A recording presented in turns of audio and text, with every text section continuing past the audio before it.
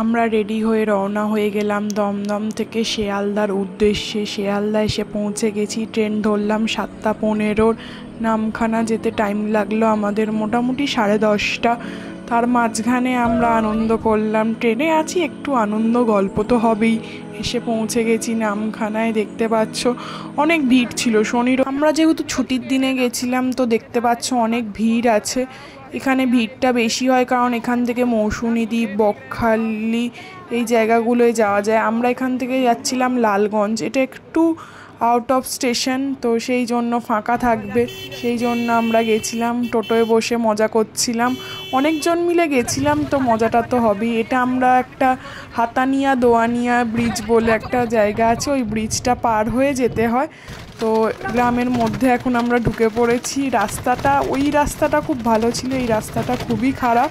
নাচতে নাচতে পৌঁছে গেছি আমরা একদম। এটা হলো আমাদের লোকেশনের ডিটেলস, তোমরা দেখতে পাচ্ছ। এটা হলো আমাদের ঘরে বাইরের মধ্যে এখন আমরা ঢুকে পড়েছি। এই ঢোকার পর এটা হলো আমাদের টেন্টের ভেতরটা খুব সুন্দর লাইটিং হয়ে রয়েছে। এটা হলো আমাদের দুপুরের খাবার। তারপর আমরা মাছ ধরলাম, কি মাছ জানি না, তোমরা বুঝতে পারলে কমেন্ট করে জানিও।